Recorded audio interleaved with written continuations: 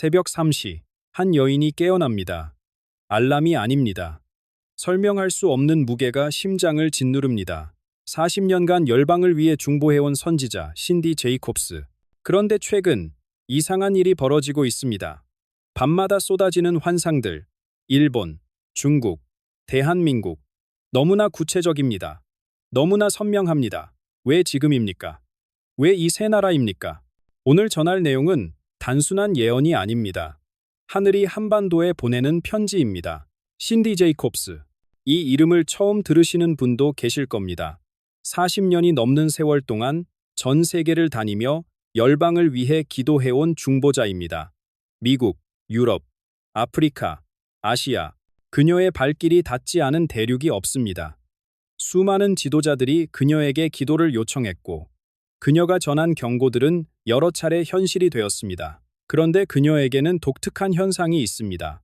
기도의 영이 임할 때, 그녀는 잠에서 깨어납니다. 본인의 의지가 아닙니다. 시계를 보면 거의 언제나 새벽 3시입니다. 마치 누군가 정해진 시간에 그녀를 부르는 것처럼 심장이 먼저 반응합니다. 두근거림이 시작되고 무언가 말할 수 없는 무게가 가슴을 누릅니다. 최근 몇 달간 그 무게의 정체가 분명해졌습니다. 동아시아입니다. 일본, 중국, 그리고 대한민국. 이 세 나라에 대한 장면들이 그녀의 마음에 쏟아지기 시작했습니다. 단순한 인상이 아닙니다. 생생한 그림처럼 구체적인 이미지들이 펼쳐졌습니다. 어떤 날은 너무 무거워서 눈물이 흘렀고, 어떤 날은 급박해서 즉시 무릎을 꿇어야 했습니다. 왜 이런 환상이 주어지는 걸까요? 신디 제이콥스는 분명히 말합니다. 이것은 두려움을 주려는 것이 아닙니다. 공포에 빠뜨리려는 것이 아닙니다. 파수꾼이 성벽 위에서 적군의 움직임을 보고 성 안의 백성에게 알리듯 하늘이 보여주신 것을 전하는 것입니다. 미리 알아야 준비할 수 있습니다. 미리 알아야 기도할 수 있습니다. 옛날 성벽 위의 파수꾼을 생각해 보십시오. 그가 밤새 잠을 자지 않는 이유는 무엇입니까? 적이 오는 것을 가장 먼저 보기 위해서입니다. 위험을 발견하면 나팔을 불어 백성을 깨웁니다. 그 나팔 소리는 공포의 소리가 아닙니다. 구원의 기회를 주는 소리입니다. 신디 제이콥스가 전하는 이 환상들이 바로 그런 성격입니다. 지금 그녀의 심령에 가장 무겁게 임한 것은 우리 대한민국의 운명입니다. 주변 강대국들 사이에서 흔들리는 이 땅. 눈부신 발전 뒤에 감춰진 영적 위기. 하늘은 이 모든 것을 보고 계십니다. 그리고 준비된 자들에게 미리 알려주고 계십니다. 그 첫 번째 환상이 우리를 한 섬나라로 이끕니다. 푸른 바다로 둘러싸인 아름다운 땅. 벚꽃이 흩날리고 예의 바른 미소가 넘치는 곳. 그러나 그 아름다움 뒤에는 천년의 비밀이 숨어 있습니다. 환상 속에서 그 섬이 모습을 드러냈습니다. 에메랄드빛 바다 위에 떠 있는 땅. 산과 숲이 어우러진 풍경이 한 폭의 그림처럼 펼쳐졌습니다. 평화로워 보였습니다. 고요했습니다. 그런데 그 섬의 한가운데 한 여인이 서 있었습니다. 흰 장갑을 끼고 있었습니다. 격식을 갖춘 외교관의 옷차림이었습니다. 자세는 반듯했고 표정은 온화했습니다. 그녀는 일본이라는 나라 자체를 상징하고 있었습니다. 신디 제이콥스는 그 모습을 또렷이 보았습니다. 여인의 미소는 따뜻했습니다. 마치 오랜 이웃을 반기는 것처럼 다정한 눈빛이었습니다. 그녀의 손에는 꽃다발이 들려 있었습니다. 벚꽃이었습니다. 분홍빛 꽃잎들이 싱그럽게 피어 있었습니다. 그녀는 그 꽃다발을 내밀며 말했습니다. 함께 손잡자고, 경제로 협력하자고, 문화로 교류하자고, 북쪽의 위협 앞에서 같이 맞서자고. 모든 말이 합리적으로 들렸습니다. 모든 제안이 매력적이었습니다. 그때 환상이 더 깊은 곳을 비추었습니다. 신디 제이콥스의 눈이 그 꽃다발 뒤를 보게 되었습니다. 숨이 멎는 것 같았습니다. 화사한 벚꽃 사이로 검은 칼자루가 살짝 보였습니다. 꽃에 가려져 있었지만 분명히 그곳에 있었습니다. 오래된 칼이었습니다. 천년의 세월을 품은 듯한 빛바랜 검은색이었습니다. 이것이 무엇을 뜻합니까? 밝은 미소 뒤에 감춰진 또 다른 얼굴입니다. 협력의 손길 뒤에 숨은 오래된 욕망입니다. 역사 속에서 여러 번 드러났던 그 야망이 사라진 것이 아니라 민족의 무의식 깊은 곳에 여전히 잠들어 있다는 경고입니다. 신디 제이콥스는 이 대목에서 특이한 단어를 사용했습니다. 그녀는 우리나라를 부를 때 코리아가 아닌 조선이라고 했습니다. 왜 하필 그 이름이었을까요?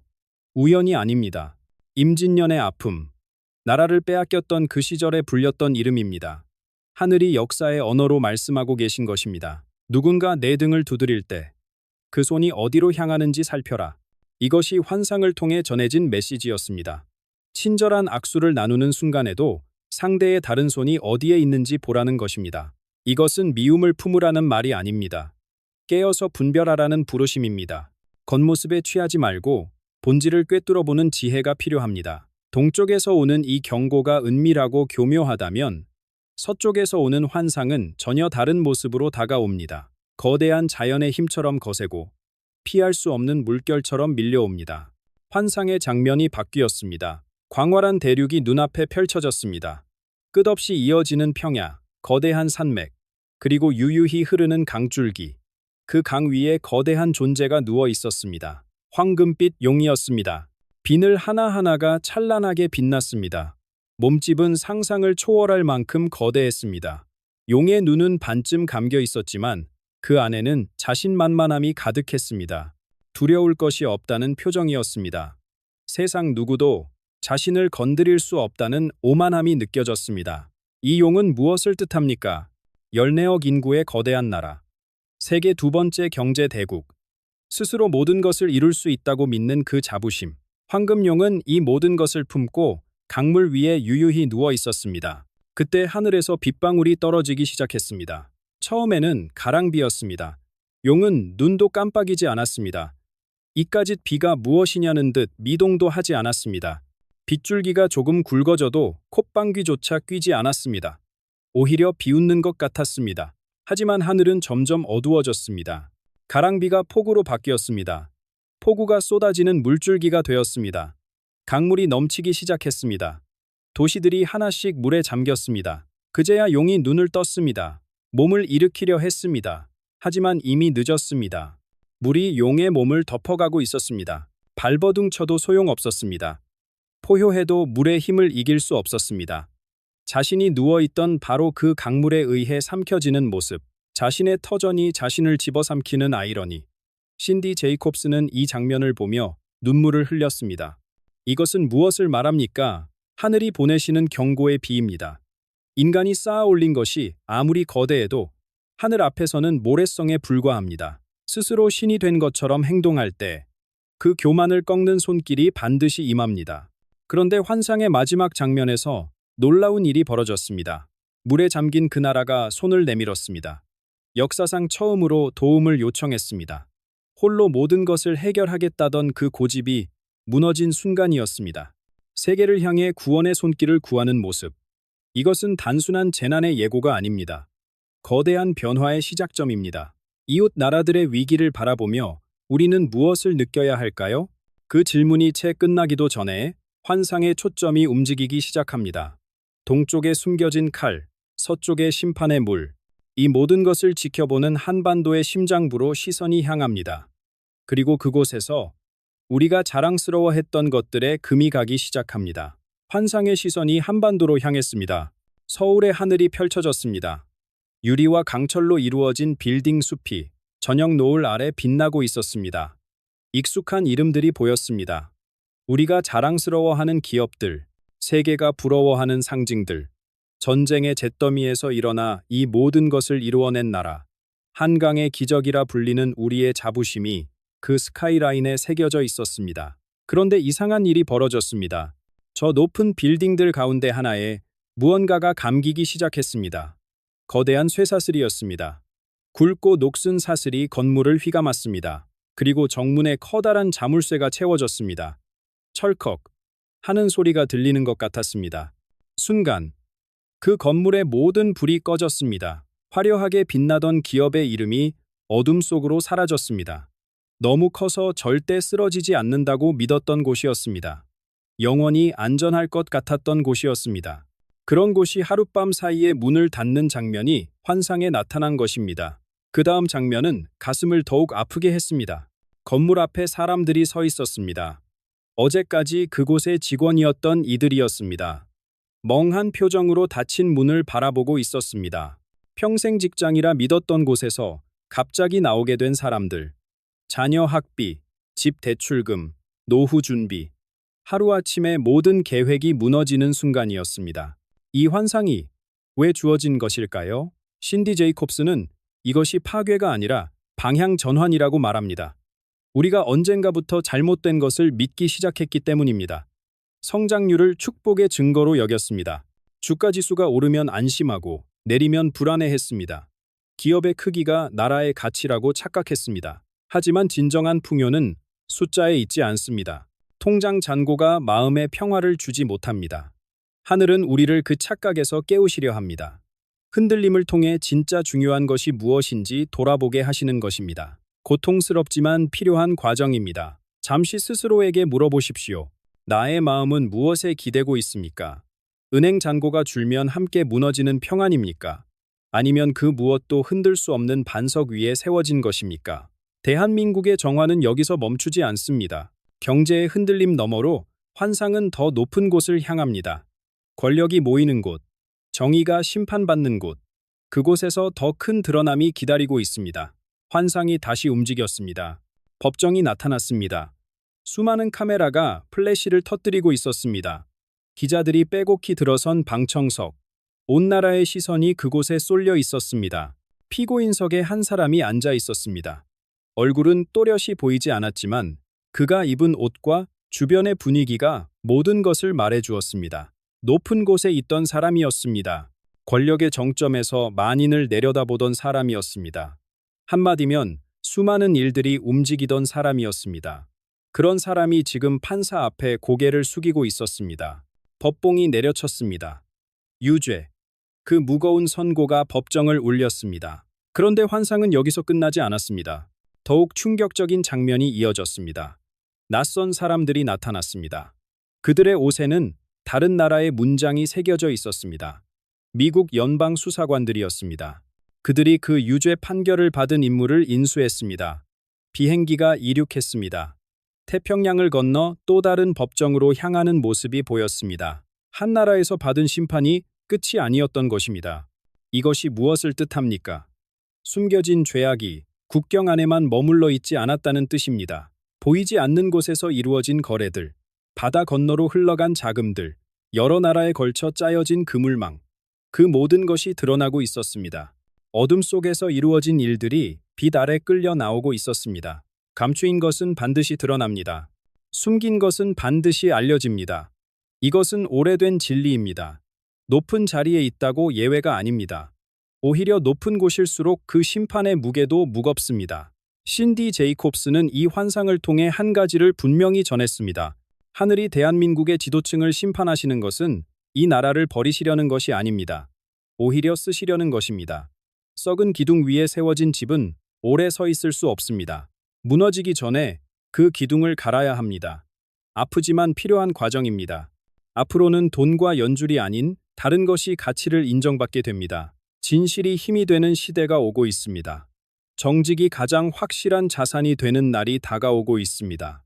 그 변화를 위해 지금의 흔들림이 있는 것입니다. 심판과 정화의 소용돌이 속에서 우리는 절망해야 할까요? 아닙니다. 바로 이 어두운 장면들 너머로 환상은 전혀 다른 빛을 비추기 시작합니다. 힘으로 얻는 것이 아닌 양심에서 피어나는 새로운 지도력. 그 약속이 모습을 드러내려 하고 있습니다. 환상의 분위기가 완전히 달라졌습니다. 어두운 법정도, 무너지는 빌딩도 사라졌습니다. 대신 평범한 한국의 가정집이 나타났습니다. 소박한 아파트였습니다. 저녁 식탁에 가족이 둘러앉아 있었습니다. 숙제를 하는 아이의 모습이 보였습니다. 어디서나 볼 수 있는 일상이었습니다. 그런데 신디 제이콥스의 시선이 멈추었습니다. 그 아이의 눈이었습니다. 어린 나이에 어울리지 않는 깊이가 담겨 있었습니다. 마치 수천 년의 이야기를 품고 있는 것 같은 눈빛이었습니다. 장난기 가득해야 할 나이에 그 눈은 세상의 무게를 이미 알고 있는 것처럼 고요했습니다. 이 아이가 누구입니까? 신디 제이콥스는 그를 세계의 대통령이라 불렀습니다. 하지만 이것은 정치적 직함이 아닙니다. 군대를 이끌고 무력으로 세상을 지배하는 지도자가 아닙니다. 이 사람은 도덕과 영성의 힘으로 열방에 영향을 미칠 인물입니다. 환상은 이 아이의 성장을 보여주었습니다. 그는 철학을 공부했습니다. 과학을 탐구했습니다. 여러 언어를 익혔습니다. 무엇보다 오래된 경전들을 깊이 묵상했습니다. 화려한 이력을 쌓기 위해서가 아니었습니다. 모든 민족의 아픔을 이해하기 위해서였습니다. 섬기기 위한 준비였습니다. 이 지도자가 말하면 세계가 귀를 기울입니다. 분쟁 지역에 가면 총성이 멈춥니다. 그의 한마디가 국제 정책을 바꿉니다. 그런데 그 힘의 원천은 무기도 경제력도 아닙니다. 정의와 긍휼입니다. 진실을 말하는 용기와 약자를 품는 따뜻함입니다. 신디 제이콥스는 분명히 말했습니다. 이 인물은 이미 우리 가운데 있거나 지금 이 순간 어딘가의 작은 방에서 준비되고 있습니다. 그가 누구인지는 아직 드러나지 않았습니다. 하지만 하늘은 이미 그를 세우셨습니다. 자녀를 둔 분들께, 손주를 둔 분들께 말씀드립니다. 그 아이를 새로운 눈으로 바라보십시오. 성적표만 보지 마십시오. 취업 걱정만 하지 마십시오. 그 아이의 영혼을 보십시오. 어쩌면 하늘이 이 시대에 준비하신 그릇일 수 있습니다. 기도할 때 좋은 대학, 좋은 직장만 구하지 마십시오. 하늘의 뜻을 이루는 도구가 되게 해달라고 기도하십시오. 한국에서 시작되는 이 영향력은 정치에서 멈추지 않습니다. 더 넓은 곳으로 퍼져나갑니다. 세상이 가장 아플 때 치유의 손길로 나타나게 됩니다. 온 땅이 도움을 구할 때 대한민국이 그 부르심에 응답하는 날이 오고 있습니다. 마지막 환상이 펼쳐졌습니다. 온 세상이 어두운 안개에 뒤덮여 있었습니다. 거리마다 사람들이 쓰러져 있었습니다. 병원은 넘쳐났습니다. 새로운 질병이었습니다. 이전에 겪었던 것보다 더 무서운 전염병이 지구를 덮친 모습이었습니다. 두려움이 공기처럼 온 세상에 퍼져 있었습니다. 그런데 그 어둠 속에서 빛이 비쳤습니다. 대한민국의 한 연구소였습니다. 밤을 새운 과학자들이 현미경을 들여다보고 있었습니다. 지친 얼굴이었지만 눈빛은 포기를 모르고 있었습니다. 데이터를 분석하고 가설을 세우고 실험을 반복했습니다. 실패해도 다시 일어났습니다. 그리고 마침내 그 순간이 왔습니다. 치료의 열쇠가 발견되었습니다. 환상 속에서 태극기가 펄럭이는 장면이 비쳤습니다. 대한민국이 온 세계의 피난처가 되는 모습이었습니다. 아픈 이들이 희망을 찾아 이 땅을 바라보는 장면이었습니다. 작은 나라가 거대한 사명을 감당하고 있었습니다. 그러나 다음 장면이 더욱 마음을 울렸습니다. 그 치료제가 어디로 먼저 갔을까요? 가장 높은 값을 부른 곳이 아니었습니다. 가장 힘이 센 나라가 아니었습니다. 비행기들이 아프리카로, 동남아시아로, 남미의 가난한 나라들로 날아갔습니다. 언제나 줄의 맨 끝에 섰던 이들이 이번에는 맨 앞에 서게 된 것입니다. 이것이 대한민국의 참된 소명입니다. 받은 것을 움켜쥐는 것이 아니라 나누기 위해 받은 것임을 아는 것. 한류로 세계인의 마음을 얻은 이 나라가 이제는 치유와 나눔으로 세계인의 생명을 살리는 나라가 되는 것. 이것이 하늘이 한반도에 그리신 그림입니다. 오늘 우리는 긴 여정을 함께 걸었습니다. 동쪽 이웃에 감춰진 칼을 보았습니다. 서쪽 거인을 삼키는 심판의 물을 보았습니다. 우리 자신의 경제와 정의가 흔들리는 장면을 목격했습니다. 그리고 그 모든 어둠을 뚫고 나오는 빛을 보았습니다. 새로운 지도자의 약속, 열방을 치유하는 사명, 하늘은 대한민국을 버리지 않으셨습니다. 연단하시고 다듬어서 더 크게 쓰시려 합니다. 우리에게 주어진 시간은 이 전환기를 어떻게 통과할 것인지 결정할 때입니다. 두려움에 멈출 것입니까? 믿음으로 일어나 준비할 것입니까? 밤이 깊을수록 새벽은 가깝습니다. 깨어있는 자에게 그 새벽은 반드시 찾아옵니다. 오늘 나눈 내용은 예언에서 영감을 받은 교육 목적의 콘텐츠입니다. 두려움이나 공포를 조장하려는 것이 전혀 아닙니다. 다가올 수 있는 일들에 대해 함께 생각하고 마음을 준비하며 서로를 위해 기도하자는 취지로 정리한 것입니다. 열린 마음으로 받아들이시되 지혜롭게 분별하시기를 부탁드립니다. 이 영상이 마음에 닿으셨다면 주변에 나눠주시고 댓글로 여러분의 생각을 들려주십시오. 함께 깨어 있을 때 우리는 더 강해집니다.